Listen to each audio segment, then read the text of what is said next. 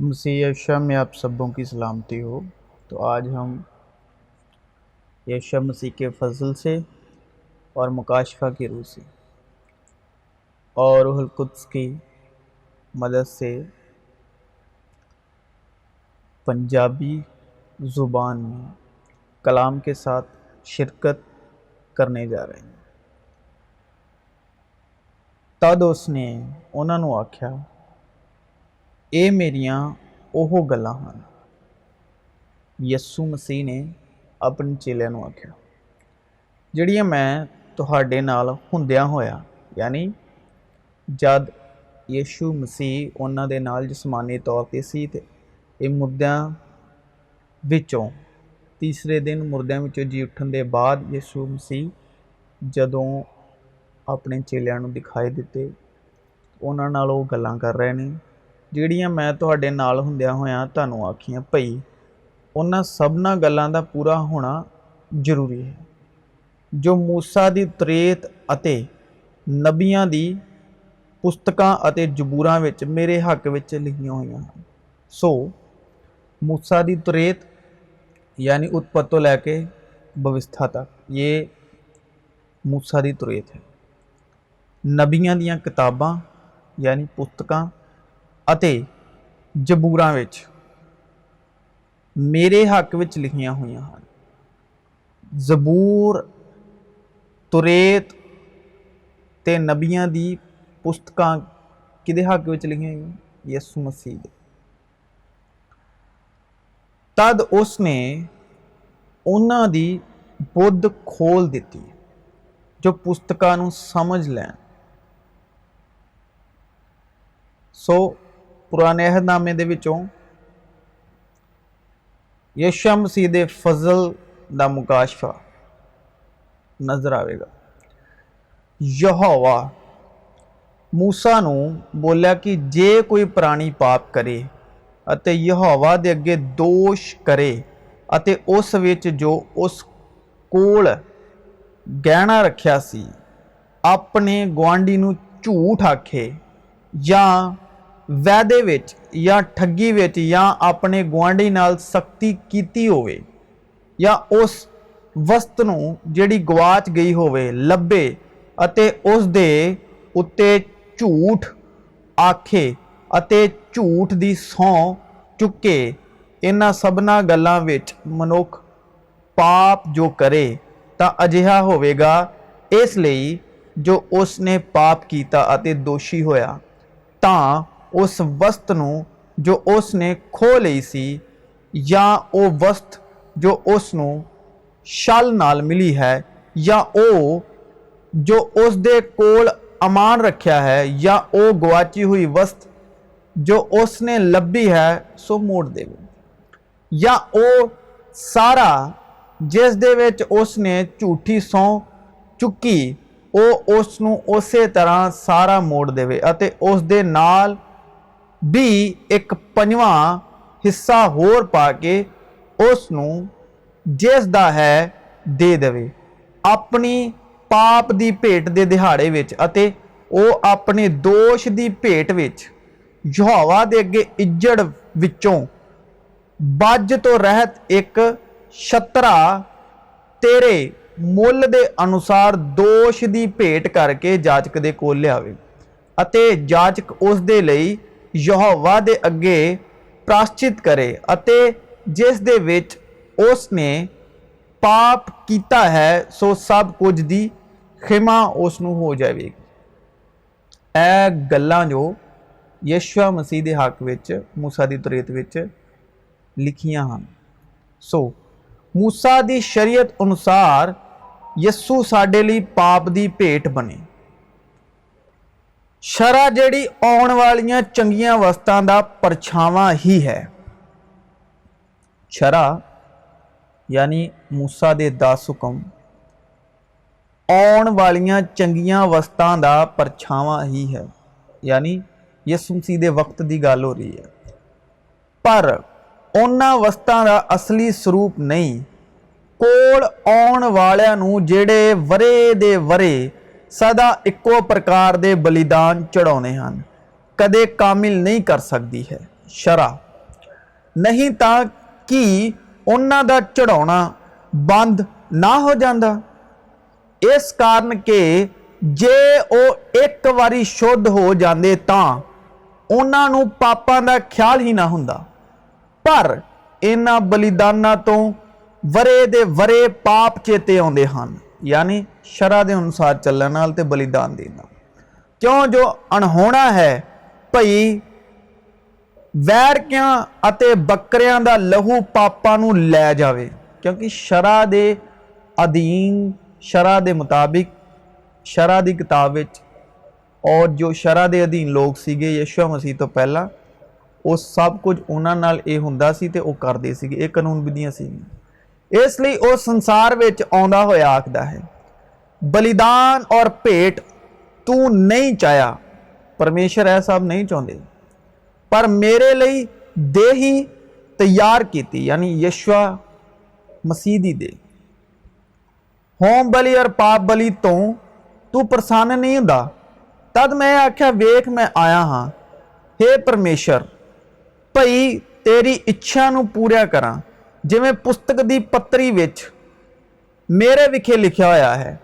ऊपर जो कहंदा है, भई तैं बलिदाना, भेटां, होम बलियां और पाप बलियां नूं ना चाया, ना उन्हां तो प्रसन्न होया, पर ये शरह के अनुसार चढ़ाए जाते हैं। तद उन आख्या, वेख मैं तेरी इच्छा नूं पूरा करन आया हाँ, यानी यीशु मसीह ने वो पहले नूं हटाउंदा है, भई दूए नूं कायम करे। पहला यानी पहला आदम जो सरीरक ते जिस्मानी आदम सी, दूसरे नूं कायम करदा है, यानी जो तीसरे दिन मुर्दियां विचों जी उठा बाप दे जलाल विच रूहल कुदस दी मदद नाल।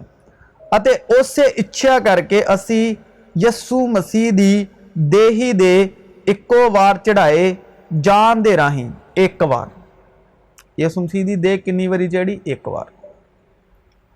जान दे राही पवित्र किए गए हैं। असी किद्दां पवित्र होने आ? अपने कम्मां या करनियां तो नहीं, अपनियां दुआवां तो नहीं, अपनियां मेहनतां तो नहीं। यीशु मसीह दे इक्को वार चढ़ाए जान दे राही पवित्र किए गए हैं। अते हरेक जाजक नित खड़ा होके उपासना करता है।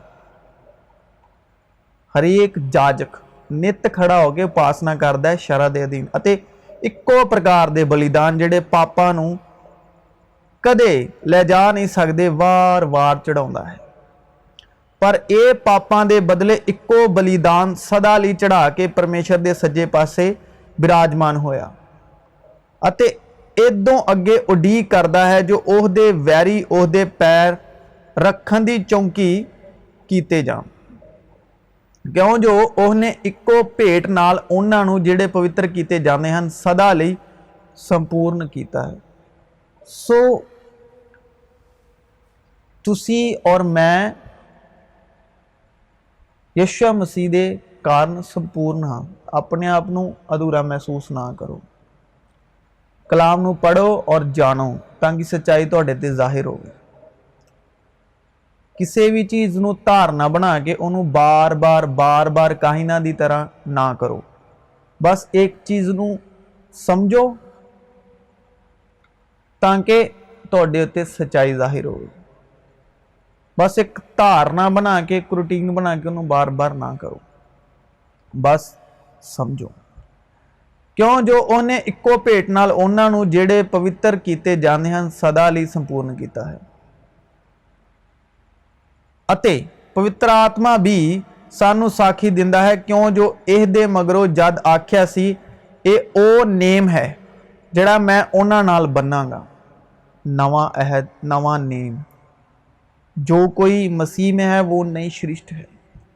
तुसी मसीह चो, क्यों कानून विधियां दे विच अज भी गुलामी दी रूह दे विच फसे होए हो। उन्हां दिनां दे मगरों प्रभु आखदा है, मैं अपने कानून उन्हां दियां हिरदियां उत्ते पावांगा अते उन्हां दियां मनां उत्ते उन्हां नूं लिखांगा अते उन्हां दे पापां नूं अते उन्हां दियां बदकारियां नूं फेर कदे चेते ना करांगा। गुनाह का तुम पर इख्तियार ना होगा। जो कोई मसीह में है वो नई सृष्टि है। सो जिथे इन्हां दी माफ़ी है उथे पाप लई फेर भेट नहीं चढ़ाई जाती। उपरंत है भरावो, जदों सानू यस्सू दे लहू दे कारण पवित्र स्थान के अंदर जाने की दलेरी है, अर्थात उस नवे अते जिउंदे राह थी जेड़ा उन्हें पड़दे मानो अपने शरीर थानी साडे लई खोलिया। अते यानी शरीर एक पड़दा है, तो उन्हें शरीर की दुश्मनी नूं हटा के सानू परमेश्वर नाल मिला दिता। अते जदों साडा एक महायाजक है जिहड़ा परमेश्वर दे घर दे उत्ते है, साडा महायाजक कित्थे है? परमेश्वर दे घर दे उत्ते सज्जे पासे। तां आओ असी सच्चे दिल अते पूरी नेचा नाल, जदों साडे दिल अशुद्ध अंतःकरण तो छिड़काओ नाल शुद्ध होए अते साडी देही साफ पानी नाल नुलाई गई, नेड़े जाइए। असी आस दे सच्चे इकरार नूं तकड़ाई नाल फड़ी रखिए, क्योंकि जिहने वादा कीता है वो वफादार है। प्रेम इस गल विच है ना जो असां परमेश्वर नाल प्रेम कीता, इस गल विच कोई प्रेम नहीं हैगा कि असी प्रेम करते हैं। साडा प्रेम मतलब ही है कि असी कहिए ना कि परमेश्वर असीं तुहाडे नाल बहुत प्रेम करते। साडा प्रेम हैगा जरूरत दा प्रेम, क्योंकि शरीरक है, सानू शरीरक जरूरतां चाहिदियां, इस करके प्रेम करते हैं कि मैं बीमार सा हुण बीमार ना आवां क्योंकि तुसीं मैनूं बचाया, मैनूं नौकरी मिल गई, मेरे को पैसा आ गया, मेरे तो घर वधिया बन गया, गड्डी आ गई। सिर्फ अपना फैसिलिटियां तक ही अपना प्रेम हैगा, ठीक है। अगर एक बच्चा अपने माँ बाप नूं कहे कि मैं बहुत प्रेम करदा, पर उसे बच्चे नूं यह कहा जाए कि अज तो जो कुछ इस घर दे विच आ वो तेरा नहीं है, क्यों किसी होर दा है, या तेनों नहीं मिलूगा, साडे घरों भी निकल जा, फिर वो बच्चा कहूगा मैं तुहानूं प्रेम करदा। अगर फिर भी वो बच्चा कहे नहीं, मैं फिर भी इस तो ज़्यादा तुहानूं प्रेम करदा, पर जे प्रैक्टिकली उन्होंने घरों कढ़ दिता जाए, वो तो सारियां फैसिलिटियां खोल लित्तियां जान। इस करके साडा प्रेम जिहड़ा आ सिर्फ शरीरक जरूरतां तक ही है। ते असीं जे कहिए कि असीं परमेश्वर नाल प्रेम कीता तो यह झूठ है। सगों प्रेम इस गल विच आ कि उहने साडे नाल प्रेम कीता अते अपने पुत्तर नूं घल्लिया भई वो साडे पापां दा प्रायश्चित होवे।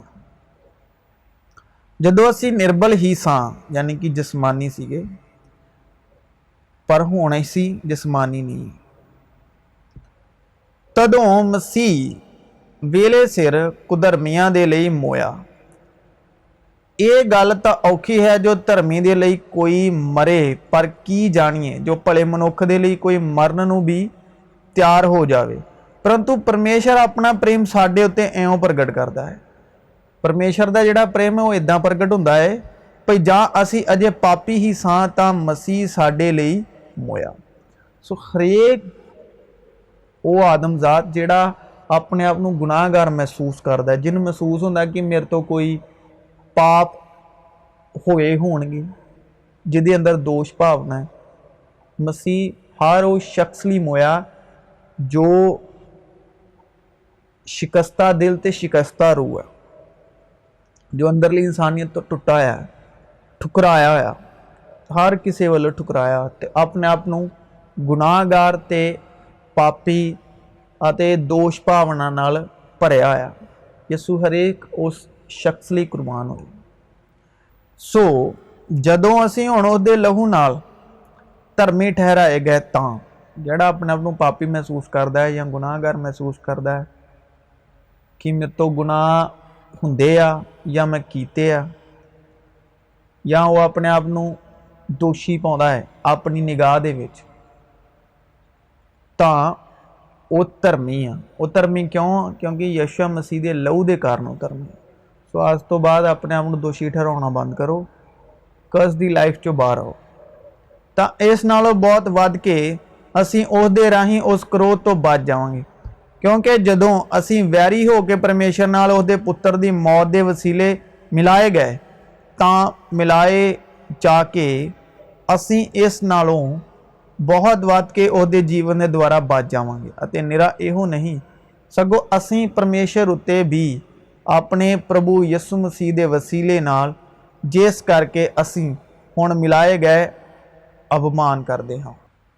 ਮਸੀਹ ਦਾ ਇੱਕੋ ਹੀ ਵਾਰ ਦਾ ਬਲੀਦਾਨ ਸੋ ਪਹਿਲੇ ਨੇਮ ਵਿੱਚ ਵੀ ਬੰਦਗੀ ਦੀਆਂ ਵਿਧੀਆਂ ਅਤੇ ਇੱਕ ਸੰਸਾਰਿਕ ਪਵਿੱਤਰ ਸਥਾਨ ਹੈ ਸੀ, ਕਿਉਂ ਜੋ ਇੱਕ ਤੰਬੂ ਬਣਾਇਆ ਗਿਆ, ਅਰਥਾਤ ਪਹਿਲਾ, ਜਿਸ ਦੇ ਵਿੱਚ ਸ਼ਮਾਦਾਨ, ਮੇਜ਼ ਅਤੇ ਹਜ਼ੂਰੀ ਦੀਆਂ ਰੋਟੀਆਂ ਸਨ। ਇਹ ਪਵਿੱਤਰ ਅਸਥਾਨ ਸਦਾਉਂਦਾ ਹੈ। ਅਤੇ ਦੂਏ ਪਰਦੇ ਦੇ ਅੰਦਰ ਉਹ ਤੰਬੂ ਸੀ ਜਿਹੜਾ ਅਤ ਪਵਿੱਤਰ ਸਥਾਨ ਸਤਾਉਂਦਾ ਹੈ, ਜਿਸ ਦੇ ਵਿੱਚ ਧੂਪ ਦਿਖਾਉਣ ਦੀ ਸੁਨਹਿਰੀ ਜਗਵੇਦੀ ਸੀ ਅਤੇ ਨੇਮ ਦਾ ਸੰਦੂਕ ਜਿਹੜਾ ਆਲੇ ਦੁਆਲੇ ਸੋਨੇ ਨਾਲ ਮੜਿਆ ਹੋਇਆ ਸੀ, ਜਿਸ ਵਿੱਚ ਮਨ ਦਾ ਭਰਿਆ ਹੋਇਆ ਇੱਕ ਸੋਨੇ ਦਾ ਡੱਬਾ ਅਤੇ ਹਰੂਨ ਦੀ ਛਿਟੀ, ਜਿਸ ਵਿੱਚੋਂ ਲਗਰਾਂ ਫੁੱਟ ਨਿਕਲੀਆਂ ਅਤੇ ਨੇਮ ਦੀਆਂ ਪੱਟੀਆਂ ਸਨ, ਯਾਨੀ ਮੂਸਾ ਦੇ 10 ਹੁਕਮ। ਅਤੇ ਉਸ ਦੇ ਉੱਪਰ ਤੇਜ ਦੇ ਕਰੂਬੀ ਸਨ, ਜਿਹੜੇ ਕਰੂਬੀ ਦੀ ਮਿਸਾਲ ਜਿਹੜੇ ਸੀਗੇ ਉਹ ਯਿਸੂ ਮਸੀਹ ਦੇ ਕਬਰ ਦੇ ਉੱਤੇ ਵੀ 2 ਦੂਤ ਸਨ। ਉਹ ਉਸੇ ਕਬਰ ਦੇ ਮਿਸਾਲ ਹਨ, ਉਸੇ ਨੇਮ ਦੇ ਸੰਦੂਕ ਦੀ ਮਿਸਾਲ ਹਨ ਯਿਸੂ ਮਸੀਹ। ਔਰ ਜਦੋਂ ਯਿਸੂ ਮਸੀਹ ਨੂੰ ਦਫਨ ਕੀਤਾ ਗਿਆ ਤਾਂ ਉੱਥੇ ਵੀ 2 ਦੂਤ ਸਨ, ਯਾਨੀ ਕਿ 2 ਕਰੂਬੀਆਂ ਦੀ ਮਿਸਾਲ, ਜਿਨ੍ਹਾਂ ਵਸਤਾਂ ਦੇ ਇੱਕ ਇੱਕ ਕਰਕੇ ਬਿਆਨ ਕਰਨ ਦਾ ਹੁਣ ਵੇਲਾ ਨਹੀਂ। ਸੋ ਜਾਂ ਇਹ ਵਸਤਾਂ ਇਉਂ ਤਿਆਰ ਕੀਤੀਆਂ ਗਈਆਂ ਤਾਂ ਪਹਿਲੇ ਤੰਬੂ ਦੇ ਅੰਦਰ ਜਾਜਕ ਨਿਤ ਜਾ ਕੇ ਸੇਵਾ ਦੇ ਕੰਮ ਪੂਰੇ ਕਰਦੇ ਸਨ। ਇਹ ਪੁਰਾਣੇ ਅਹਿਦਨਾਮੇ ਦੀ ਗੱਲ ਚੱਲ ਰਹੀ ਹੈ। ਪਰ ਦੂਏ ਦੇ ਅੰਦਰ ਇਕੱਲਾ ਪ੍ਰਧਾਨ ਜਾਜਕ ਵਰੇ, ਯਾਨੀ 1 ਸਾਲ ਬਾਅਦ ਦਿਨਾਂ ਪਿੱਛੋਂ ਇੱਕ ਵਾਰੀ ਜਾਂਦਾ ਹੁੰਦਾ ਸੀ, ਪਰ ਲਹੂ ਬਿਨਾ ਨਹੀਂ, ਜਿਹਨੂੰ ਆਪਣੀਆਂ ਅਤੇ ਪਰਜਾ ਦੀਆਂ ਭੁੱਲਾਂ ਚੁੱਕਾਂ ਲਈ ਚੜਾਉਂਦਾ ਸੀ। ਪੁਰਾਣੇ ਅਹਿਦ ਦੇ ਪੁਰਾਣੇ ਨੇਮ ਦੇ ਮੁਤਾਬਿਕ ਜਿਹੜਾ ਮਹਾਨ ਸਰਦਾਰ ਜਾਜਕ ਸੀਗਾ, ਉਹ ਸਾਲ ਦੇ ਵਿੱਚ ਇੱਕ ਵਾਰੀ ਦੂਜੇ ਪੜਦੇ ਅੰਦਰ ਜਾਂਦਾ ਸੀਗਾ। ਉਹ ਵੀ ਲਹੂ ਤੋਂ ਬਗੈਰ ਨਹੀਂ ਉਹ ਜਾ ਸਕਦਾ, ਲਹੂ ਲੈ ਕੇ ਜਾਂਦਾ ਸੀਗਾ। ਤੋਂ ਪਹਿਲਾਂ ਆਪਣੀਆਂ ਭੁੱਲਾਂ ਬਿਸ਼ਕਾਉਂਦਾ ਸੀਗਾ, ਫਿਰ ਆਪਣੀ ਪਰਜਾ ਦੀਆਂ। ਇਸ ਤੋਂ ਪਵਿੱਤਰ ਆਤਮਾ ਇਹ ਦੱਸਦਾ ਸੀ ਭਈ ਪਵਿੱਤਰ ਸਥਾਨਾਂ ਦਾ ਰਾਹ ਅਜੇ ਖੁੱਲ੍ਹਾ ਨਹੀਂ ਸੀ ਹੋਇਆ, ਜਿੰਨਾ ਚਿਰ ਪਹਿਲਾ ਡੇਰਾ ਖਲੋਤਾ ਸੀ। ਲਿਖਿਆ ਕਿ ਉਹ ਪਹਿਲੇ ਨੂੰ ਹਟਾਉਂਦਾ ਤੇ ਦੂਜੇ ਨੂੰ ਕਾਇਮ ਕਰਦਾ, ਜਿਹੜਾ ਇਸ ਵਰਤਮਾਨ ਸਮੇਂ ਲਈ ਇੱਕ ਦ੍ਰਿਸ਼ਟਾਂਤ ਹੈ, ਮਤਲਬ ਅੱਜ ਦੇ ਸਮੇਂ ਦੀ ਉਹ ਦ੍ਰਿਸ਼ਟਾਂਤ ਹੈ, ਯਿਸੂ ਮਸੀਹ ਦੇ ਸਮੇਂ ਦੀ ਉਹ ਦ੍ਰਿਸ਼ਟਾਂਤ ਹੈ, ਜਿਸ ਦੇ ਅਨੁਸਾਰ ਇਹੋ ਜਿਹੀਆਂ ਭੇਟਾਂ ਅਤੇ ਬਲੀਦਾਨ ਚੜਾਏ ਜਾਂਦੇ ਸਨ ਜੋ ਭਜਨ ਕਰਨ ਵਾਲੇ ਦੇ ਅੰਤःਕਰਨ ਨੂੰ ਕਾਮਿਲ ਨਹੀਂ ਕਰ ਸਕਦੇ। ਇਹ ਖਾਣ ਪੀਣ ਅਤੇ ਭਾਂਤ ਭਾਂਤ ਦੇ ਇਸ਼ਨਾਨਾਂ ਸਣੇ ਨਿਰੀਆਂ ਸਰੀਰਕ ਵਿਧੀਆਂ ਸਨ। ਸੋ ਜਿੰਨੇ ਵੀ ਮੂਸਾ ਦੀ ਸ਼ਰ੍ਹਾ ਦੇ ਮੁਤਾਬਕ ਚੱਲਦੇ ਨੇ ਜਾਂ ਚਲਾਉਂਦੇ ਨੇ ਜਾਂ ਸੁਣਦੇ ਨੇ ਜਾਂ ਸੁਣਾਉਂਦੇ ਨੇ, ਇਹ ਸਿਰਫ ਸਰੀਰਕ ਵਿਧੀਆਂ ਹਨ। ਸਨ ਮਤਲਬ ਬੀਤ ਚੁੱਕਾ ਹੈ, ਜਿਹੜੀਆਂ ਸੁਧਾਰਕ ਦੇ ਸਮੇਂ ਤੀਕ ਠਹਿਰਾਈਆਂ ਗਈਆਂ ਸਨ।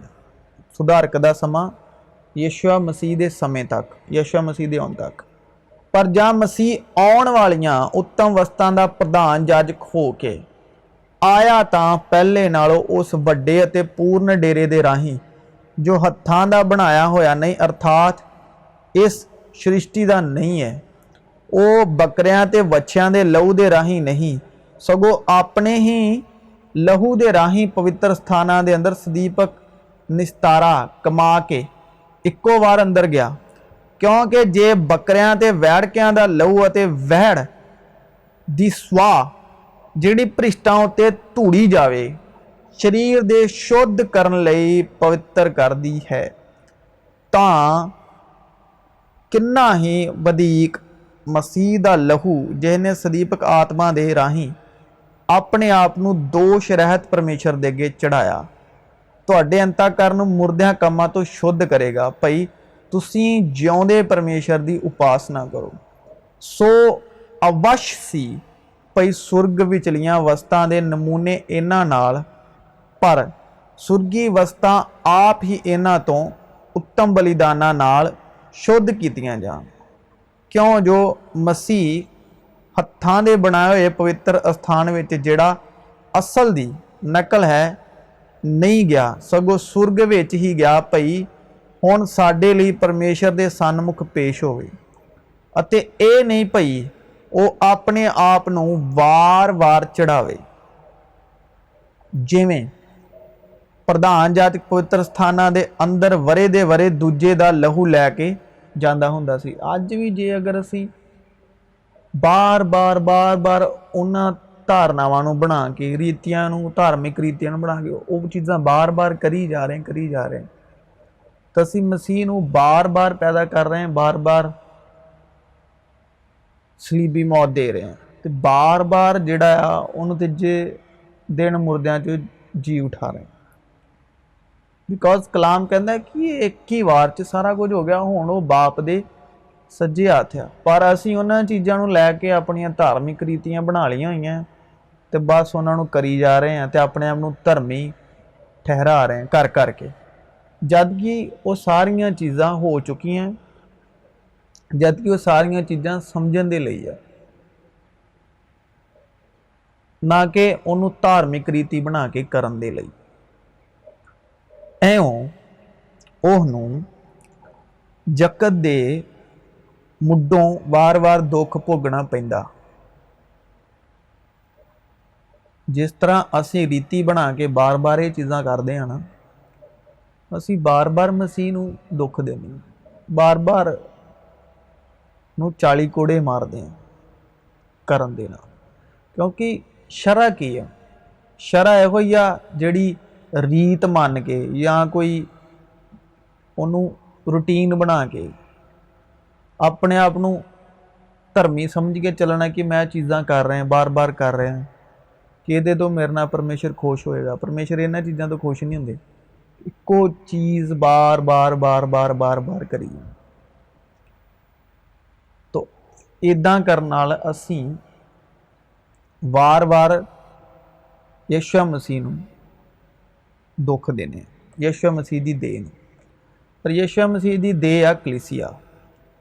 ਪਰ ਹੁਣ ਯੁੱਗਾਂ ਦੇ ਅੰਤ ਵਿੱਚ ਉਹ ਇੱਕੋ ਵਾਰ ਪ੍ਰਗਟ ਹੋਇਆ ਹੈ ਭਈ ਆਪਣੇ ਆਪ ਦੇ ਬਲੀਦਾਨ ਕਰਨ ਨਾਲ ਪਾਪ ਨੂੰ ਦੂਰ ਕਰੇ। ਅਤੇ ਜਿਵੇਂ ਮਨੁੱਖਾਂ ਲਈ ਇੱਕ ਵਾਰ ਮਰਨਾ ਠਹਿਰਾਇਆ ਹੋਇਆ ਹੈ ਅਤੇ ਉਹਦੇ ਪਿੱਛੋਂ ਨਿਉ ਹੁੰਦਾ ਹੈ, ਤਿਵੇਂ ਮਸੀਹ ਵੀ ਬਾਲਿਆਂ ਦੇ ਪਾਪਾਂ ਨੂੰ ਚੁੱਕਣ ਲਈ ਇੱਕੋ ਹੀ ਵਾਰ ਚੜਾਇਆ ਗਿਆ ਅਤੇ ਉਹਨਾਂ ਉੱਤੇ ਜਿਹੜੇ ਉਹਨੂੰ ਉਡੀਕਦੇ ਹਨ ਪਾਪ ਦੇ ਕੰਮ ਤੋਂ ਅੱਡ ਹੋ ਕੇ ਮੁਕਤੀ ਲਈ ਦੂਈ ਵਾਰ ਪ੍ਰਗਟ ਹੋਵੇਗਾ। ਪਰ ਅਸੀਂ ਲੋਕਾਂ ਨੇ ਪੰਜਾਬ ਵਿੱਚ ਧਾਰਮਿਕ ਰੀਤੀਆਂ ਬਣਾ ਲਈਆਂ ਹੀ ਕਿ ਸ਼ਾਇਦ ਸਾਡੇ ਬਾਰ-ਬਾਰ ਇੱਕੋ ਚੀਜ਼ ਕਰਨ ਨਾਲ ਅਸੀਂ ਧਰਮੀ ਠਹਿਰਾਏ ਜਾਵਾਂਗੇ। ਪਰ ਕਲਾਮ ਦੇ ਅਕੋਰਡਿੰਗ ਇਹ ਸੱਚਾਈ ਨਹੀਂ ਹੈ। ਇੱਕੋ ਹੀ ਵਾਰ 'ਚ ਸਾਰਾ ਕੁਝ ਹੋ ਚੁੱਕਾ ਹੈ। ਬਸ ਹੁਣ ਅਸੀਂ ਇਹਨੂੰ ਪੜ੍ਹਨਾ ਹੈ, ਸਮਝਣਾ ਹੈ ਕਿ ਇਹ ਕਿਸ ਤਰ੍ਹਾਂ ਉਹਨੇ ਸਾਡੇ ਲਈ ਸਾਰਾ ਕੁਝ ਕੀਤਾ। ਸਿਰਫ ਸਮਝਣਾ ਤੇ ਜਾਣਨਾ, ਨਾ ਕਿ ਇਹਨੂੰ ਧਾਰਮਿਕ ਰੀਤੀ ਬਣਾ ਕੇ ਕਰਨਾ। ਅੱਜ ਯਿਸੂਆ ਪੈਦਾ ਹੋਇਆ, ਅੱਜ ਯਿਸੂਆ ਮਰਿਆ, ਅੱਜ ਯਿਸੂਆ ਨੇ ਅੱਜ ਦੇ ਦਿਨ ਆਹ ਕੀਤਾ, ਅੱਜ ਯਿਸੂਆ ਨੇ ਅੱਜ ਦੇ ਦਿਨ ਉਹ ਕੀਤਾ। ਧਾਰਮਿਕ ਰੀਤੀਆਂ ਨਹੀਂ, ਸਿਰਫ ਜਾਣਨਾ ਹੈ, ਸਮਝਣਾ। ਸਮਝ ਜਾਓਗੇ ਤਾਂ ਅਹਿਸਾਸ ਹੋ ਜਾਏਗਾ। ਯਿਸੂ ਮਸੀਹ ਨੇ ਇਹ ਚਾਹਿਆ ਹੀ ਨਹੀਂ ਕਿ ਤੁਸੀਂ ਮੈਨੂੰ ਮੰਨੋ ਜਾਂ ਮੈਨੂੰ ਇੱਕ ਧਾਰਮਿਕ ਰੀਤੀਆਂ ਦੇ ਅਕੋਰਡਿੰਗ ਮੇਰੇ ਨਾਲ ਚੱਲੋ। ਯਿਸੂ ਮਸੀਹ ਦਾ ਮਕਸਦ ਸੀਗਾ ਕਿ ਤੁਸੀਂ ਉਹਦੀ ਮੁਹੱਬਤ ਨੂੰ ਜਾਣ ਜਾਓ। ਠੀਕ, ਮੁਹੱਬਤ ਤੋਂ ਉੱਤੇ ਕੋਈ ਦੁਆ ਨਹੀਂ, ਮੁਹੱਬਤ ਤੋਂ ਉੱਤੇ ਕੋਈ ਪਾਕੀਜ਼ਗੀ ਨਹੀਂ। ਜਦੋਂ ਤੁਸੀਂ ਉਸ ਦੀ ਮੁਹੱਬਤ ਦੀ ਗਹਿਰਾਈ ਨੂੰ, ਲੰਬਾਈ ਨੂੰ, ਚੌੜਾਈ ਨੂੰ, ਉਚਾਈ ਨੂੰ ਜਾਣ ਜਾਓਗੇ ਨਾ, ਤੁਹਾਡਾ ਜੀਵਨ ਜਿਹੜਾ ਉਹਦੇ ਹਜ਼ੂਰ ਤੁਸੀਂ ਆਪਣਾ ਜੀਵਨ ਉਹਦੇ ਵਿੱਚ ਵੇਖੋਗੇ ਔਰ ਉਹਨੂੰ ਆਪਣੇ ਜੀਵਨ ਦੇ ਵਿੱਚ। ਪਰ ਅਗਰ ਜੇ ਧਾਰਮਿਕ ਰੀਤੀਆਂ ਬਣਾ ਕੇ ਅਸੀਂ ਕਰੀ ਜਾਵਾਂਗੇ ਤਾਂ ਉਹ ਤੇ ਚੱਲ ਹੀ ਰਿਹਾ। ਉਹ ਕਦੋਂ ਤੱਕ ਕਰੋਗੇ? ਜਦੋਂ ਤੱਕ ਤੁਸੀਂ ਜਿਸਮ 'ਚ ਜਿਉਂਦੇ ਹੋ, ਉਸ ਤੋਂ ਬਾਅਦ। ਸੋ ਪਲੀਜ਼, ਕੋਈ ਯਿਸੂ ਮਸੀਹ ਕੋਈ ਧਾਰਮਿਕ ਰੀਤੀ ਦੇਣ ਨਹੀਂ ਸੀ ਆਏ ਜਾਂ ਧਾਰਮਿਕ ਰੀਤੀ ਚਲਾਉਣ ਨਹੀਂ ਸੀ ਆਏ। ਸਿਰਫ ਮੁਹੱਬਤ ਨੂੰ ਕਾਇਮ ਕਰਨ ਆਏ ਸੀ, ਮੁਹੱਬਤ ਨੂੰ ਕਾਮਿਲ ਕਰਨ ਆਏ ਸੀ, ਤਾਂ ਕਿ ਇਹ ਬਾਪ ਦੀ ਮੁਹੱਬਤ ਨੂੰ ਜਾਣ ਜਾਣ। ਕਿਉਂਕਿ ਬਾਪ ਮੁਹੱਬਤ ਹੈ, ਮੁਹੱਬਤ ਹੀ ਬਾਪ ਹੈ, ਮੁਹੱਬਤ ਖੁਦਾ ਹੈ। ਸੋ ਅਗਰ ਤੁਸੀਂ ਚਾਹੁੰਦੇ ਹੋ ਨਾ ਕਿ ਮੈਂ ਮਸੀਹ ਨੂੰ ਜਾਣਨਾ ਹੈ ਜਾਂ ਮਸੀਹ ਆਪਣਾ ਆਪ ਮੇਰੇ 'ਤੇ ਜ਼ਾਹਿਰ ਕਰੇ, ਮੁਹੱਬਤ ਨੂੰ ਜਾਣਨਾ ਸ਼ੁਰੂ ਕਰ ਦਿਓ ਕਿ ਮੁਹੱਬਤ ਹੈ ਕੀ ਹੈ। ਤੁਹਾਨੂੰ ਪੂਰੀ ਬਾਈਬਲ ਸਮਝ 'ਚ ਆ ਜਾਏਗੀ। ਅਤੇ ਉਹ ਸਾਡਿਆਂ ਪਾਪਾਂ ਦਾ ਪ੍ਰਾਸ਼ਚਿਤ ਹੈ, ਪਰ ਨਿਰੇ ਸਾਡਿਆਂ ਹੀ ਦਾ ਨਹੀਂ। ਉਹ ਸਾਡਿਆਂ ਪਾਪਾਂ ਦਾ ਪ੍ਰਾਸ਼ਚਿਤ ਹੈ, ਪਰ ਜ਼ਰੂਰੀ ਉਹਨਾਂ ਦਾ ਨਹੀਂ ਹੈ ਕਿ ਜਿਹੜੇ ਯਿਸੂ ਮਸੀਹ ਨੂੰ ਮੰਨਦੇ ਨਹੀਂ ਜਾਂ ਯਿਸੂ ਮਸੀਹ 'ਚ ਚੱਲਦੇ ਨੇ। ਯਿਸੂ ਮਸੀਹ ਕਿਸੇ ਇੱਕ ਕੌਮ ਦੀ ਜਾਂ ਕਿਸੇ ਇੱਕ ਮੰਨਣ ਵਾਲੇ ਦੀ ਜਾਗੀਰ ਨਹੀਂ ਹੈ। ਯਿਸੂ ਮਸੀਹ ਸਗੋਂ ਸਾਰੇ ਸੰਸਾਰ ਦੀ ਵੀ ਹੈ। ਉਹ ਸਾਡਿਆਂ ਪਾਪਿਆਂ ਦਾ ਪ੍ਰਾਸ਼ਚਿਤ ਹੈ, ਪਰ ਨਿਰੇ ਸਾਡਿਆਂ ਹੀ ਦਾ ਨਹੀਂ।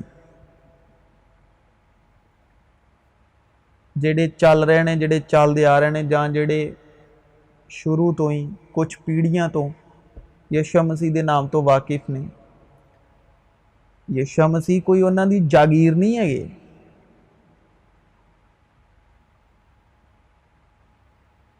ਉਹਨਾਂ ਨੇ ਸਾਰੇ ਸੰਸਾਰ ਦੇ ਪਾਪਾਂ ਦੇ ਪ੍ਰਾਸ਼ਚਿਤ ਲਈ ਸਾਰਾ ਸੰਸਾਰ, ਖਵਾ, ਜ਼ਮੀਨ, ਆਸਮਾਨ, ਜਾਨਦਾਰ, ਕੋਈ ਵੀ ਦਰਿੰਦਾ, ਪਰਿੰਦਾ, ਪੂਰੇ ਸੰਸਾਰ ਦੇ ਲਈ ਪਾਪਾਂ ਦਾ ਪ੍ਰਾਸ਼ਚਿਤ ਹੈ।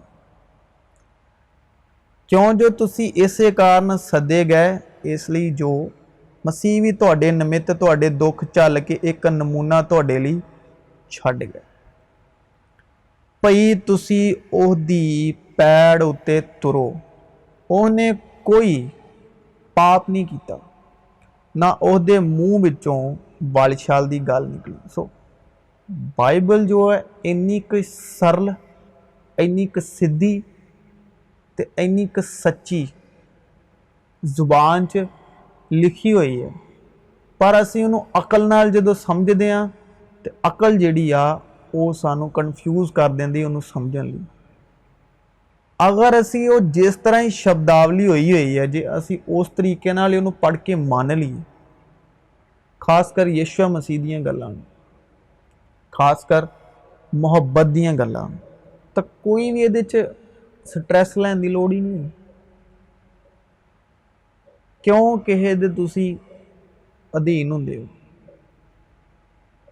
ਜਿਹੜਾ ਪੰਜਾਬੀ ਪੜ੍ਹ ਸਕਦਾ ਹੈ, ਹਿੰਦੀ ਪੜ੍ਹ ਸਕਦਾ ਹੈ, ਇੰਗਲਿਸ਼ ਪੜ੍ਹ ਸਕਦਾ ਹੈ, ਉਰਦੂ ਪੜ੍ਹ ਸਕਦਾ ਹੈ। ਸੋ ਅਗਰ ਕੋਈ ਚਾਹੁੰਦਾ ਹੈ ਕਿ ਜਾਂ ਮੇਰਾ ਬੱਚਾ ਜਾਂ ਮੇਰਾ ਭਰਾ ਜਾਂ ਕੋਈ ਵੀ ਮੇਰਾ ਜਿਹਦੇ ਨਾਲ ਖੂਨ ਦਾ ਰਿਸ਼ਤਾ ਚਾਹੁੰਦਾ ਹੈ ਕਿ ਉਹ ਕਲਾਮ ਵਿੱਚ ਅੱਗੇ ਆਵੇ, ਤਾਂ ਅਗਰ ਉਹ ਸਟੱਡੀ ਕਰ ਰਿਹਾ ਤਾਂ ਉਹਨੂੰ ਜ਼ਰੂਰ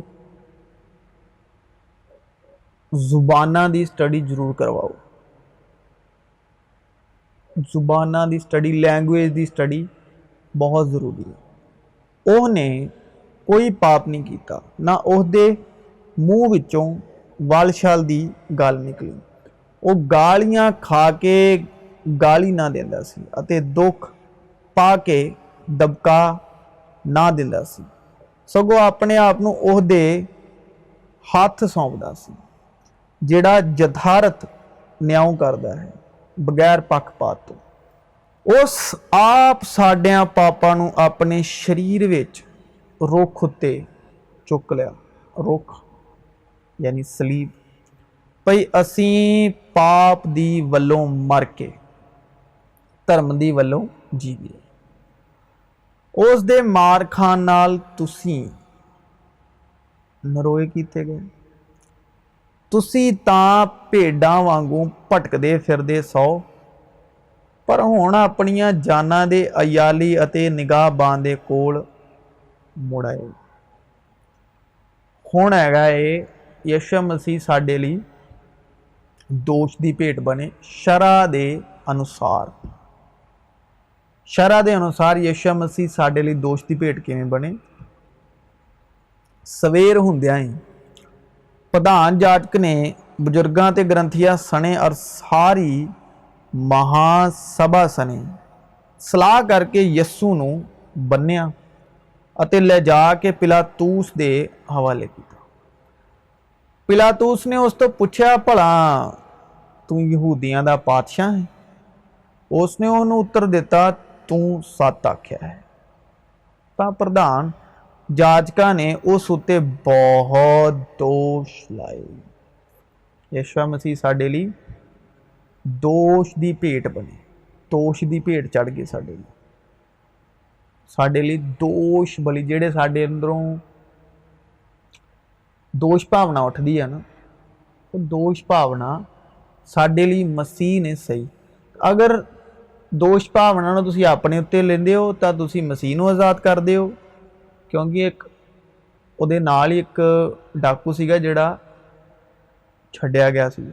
सो अगर तुसीं दोष भावना अपने उत्ते लै रहे हो तो इहदा मतलब तुसीं यीशु मसीह नूं दोष भावना तो मुक्त कर रहे हो। पर अगर तुसीं दोष भावना यीशु मसीह नूं दे रहे हो कि मेरियां दोष भावना उस वक्त उसने लै लियां ने, तो तुसीं आज़ाद हो, क्योंकि सारियां दोष भावना ने यीशु मसीह नूं घेर लिया। सारियां दोष लाउण वाले जिन्ने भी शख्स सीगे, जिन्नियां भी जमीनी तौर ते एक आदमी ते शरीयत दे मुताबिक दोषी ठहरदा है, वो सारे दोष उन्हें अपने ते लै ले। तुसीं शरीयत तो आज़ाद हो, जिहड़े शरीयत दे उत्ते तकिया करदे आ, जिहड़े शरीयत दे अधीन धर्मी ठहरना चाहुंदे ने, शरीयत तो आज़ाद हो, क्योंकि सारे दोष उन्हां ने लै ले। तो अगर तुसीं अपने आप नूं दोषी ठहराउंदे हो तां फिर तुसीं अपने आप नूं शरा दे अधीन लैके जांदे हो, तां मसीह नूं आज़ाद करदे हो, अनुग्रह तो परे रहिंदे हो, अड्ड। पिलातूस ने उस तो फिर पूछया, तू कुछ जवाब नहीं दिंदा? वेखो तेरे उत्ते किन्नियां गल्लां दा दोष लाउंदे हन। शरा दे वसीले उहदे ते दोष लाए गए। अगर तुसीं भी शरा दे मुताबिक, धार्मिकता दे मुताबिक या विधियां दे मुताबिक अपने आप नूं दोषी मानदे हो कि मेरे तो दुआ नहीं हुंदी, मेरे तो वर्त नहीं रखे जांदे, या जो भी तुसीं धर्मी ठहरन लई जो भी तुहाडे पासबान तुहानूं कहिंदे ने, तुसीं आज़ाद हो, क्योंकि आज़ाद रहन लई यीशु मसीह ने सानूं आज़ाद कीता। सो अगर तुसीं अपने आप नूं दोषी फील करदे हो, तुसीं निर्दोष हो, क्योंकि साडे लई दोषी एक ठहर चुका। तुसीं फ्री माइंड हो, ओके, बिकॉज तुसीं है ही धर्मी, तुहानूं धर्मी ठहरन की कोई लोड़ नहीं, धर्मी ठहरन लई कुछ करन की लोड़ नहीं हैगी। सिर्फ कलाम पढ़ो और जानो और समझो और सिर्फ मुहब्बत करो, मुहब्बत फैलाओ। इन्नी ज़्यादा लोकां नाल मुहब्बत करो, इन्नी ज़्यादा लोकां नाल मुहब्बत करो कि उन्हां उत्ते मसीह यीशु दी सूरत जाहिर हो जाए कि वाकई ही मसीह इदां दा ही होएगा। इन्नी मुहब्बत करो कि उहदे उत्ते मसीह यीशु जाहिर हो जाए, क्योंकि असी मसीह दे खाते हाँ, जिहड़े रूहल कुद्स दे वसीले खादमां राहीं लिखे गए।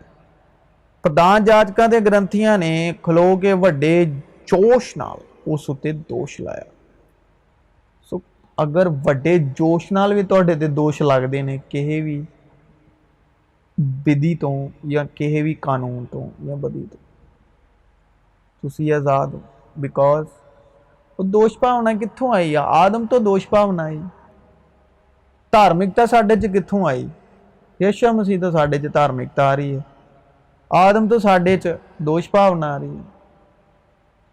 ये साडा कोई कसूर नहीं। अगर तुहाडे शरीर के अंदर कुछ गलत गुनाह आलूदा चल रहा है तो तुहाडा नहीं है, वो तुसी नहीं हो, वो आदम है।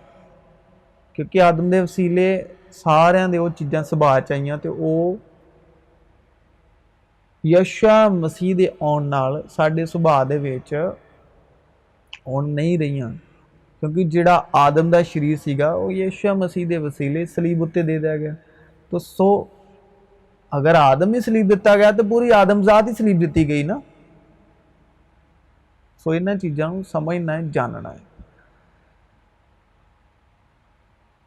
प्रधान जाचकां उत्ते ग्रंथियां ने खलो के वड्डे जोश नाल उस उत्ते दोष लाया।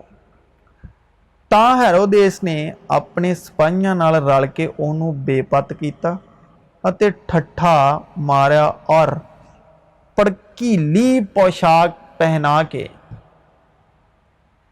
उहनूं पिलातुस दे कोल मुड़ भेजा। इसदा मतलब यीशु मसीह भड़कीली पोशाक नहीं पहनते सन, भड़कीली पोशाक उन्हां नूं पहनाई गई। उन्हां ने उहदे सिर दे उतां करके उहदी दोष पत्री लाई। उन्होंने भड़कीली पोशाक यीशु मसीह ने क्यों ग्रहण की, क्यों अपने उत्ते पवाई? क्योंकि जिहड़ी यीशु मसीह की पोशाक सीगी असीं पहन सकीए। जिहड़ी यीशु मसीह की पोशाक ताकि असीं पहन सकीए। उन्हें अपनी पोशाक इस करके लोहाई ताकि वो पोशाक दे हकदार असीं हो सकी। इस करके उन्होंने भड़कीली मतलब शरीरक ते संसारिक, भड़कीला जिहड़ा रंग आ वो शरीरक ते संसारिक एक सिंबल है, एक निशान। तो जिहड़ा वाइट कलर आ वो एक पीस दा, शालोम दा निशान है, पवित्रता। सो उन्होंने भड़कीले कपड़े पहन ले ताकि असीं उस सफ़ेद जामे नूं पहन लईए। उन्हां दे भड़कीले कपड़े पाउण नाल ही, भड़कीली पोशाक पाउण नाल ही साडे उत्ते वो पोशाक यानी सफ़ेद पोशाक सानू पहना दी। जिस वेले ही उन्होंने भड़कीली पोशाक ग्रहण की उस वेले सानू सफ़ेद पोशाक ग्रहण हो गई। उन्होंने उहदे सिर दे उतां करके उहदी दोष पत्री लाई। सो तुहाडे जिहड़े सिर दे दोष आ वो भी उन्हें अपने सिर ते लै लए। ये यीशु यहूदियां दा पातशाह है। सो हे मनुख तू भावें कोई होवे। उन्होंने उहदे सिर दे उतां करके उहदी दोष पत्री लाई। ये यीशु यहूदियां दा पातशाह है। सो हे मनुख तू भावें कोई होवे जो दोष लाउंदा है, तेरे लिए कोई उजर नहीं। क्योंकि जिहड़ी गल विच तू दूए उत्ते दोष लाउंदा है उस विच अपने आप नूं दोषी ठहराउंदा है। क्योंकि जिहड़ा दोष ला रहा हुंदा उहदे कोल भी शरीर है, ठीक है। तो खुदा दे अगे सारे शरीर इक्को जिहे शरीर हैं। जिस तरह वो सारे शरीरां नूं आदम दे वसीले ही सारे शरीरां नूं देखदे ने।